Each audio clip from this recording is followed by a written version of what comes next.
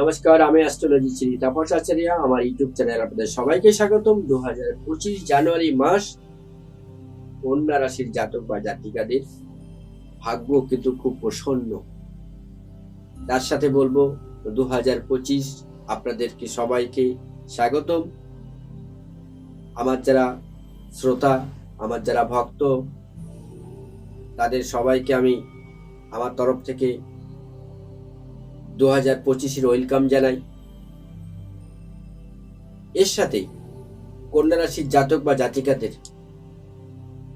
কতটা প্রাধান্য পাবে 2025-এর জানুয়ারি মাস, সেই বিষয়ে আজকে রাশিফল আপনাদেরকে আমি বলবো। প্রথমে বলবো, কন্যা রাশির অধিপতি হলো গ্রহ বুধ। এই বুধ হলো বাস্তববাদী, সত্যবাদী এবং যা কিছু করবো স্টান করব। আজ কি ভাববো 3 মাস পরে করব, এটা করতে ওরা পছন্দ করে না। 18ই মে কন্যা রাশি থেকে কেতু সরে যাচ্ছে, তাই এই সময়ের মধ্যে আপনাদের জীবনে কিন্তু একটা বিশাল পরিবর্তন দেখা দেবে। আপনিও ভাবতেও পারবেন না আপনার 2024-এ কি ঘটনা ঘটেছিল, আপনি ভুলে যাবেন। আপনি মিলিয়ে নেবেন 2025 আপনার জীবনে কি দিল।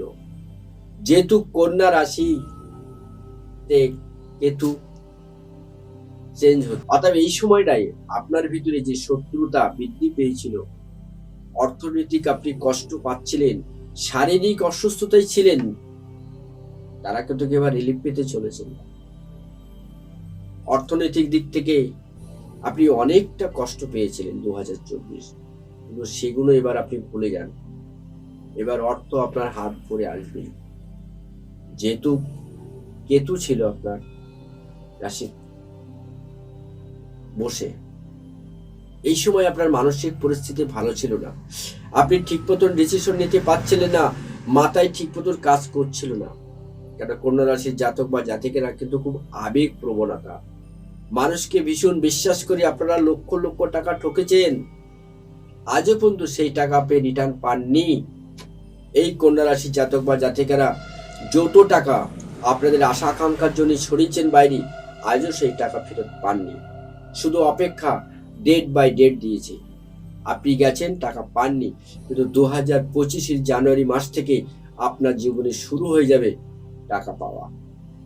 কর্মের জায়গা, ব্যবসার জায়গা, পরিবারের জায়গা, সন্তানের জায়গা, আপনার খুব সুন্দর একটা পরিবেশ তৈরি করবে। আপনি ভালো থাকবেন ওভারঅল। তবে আজকে এই পর্যন্ত, সবাই ভালো থাকুন, সুস্থ থাকুন। নমস্কার।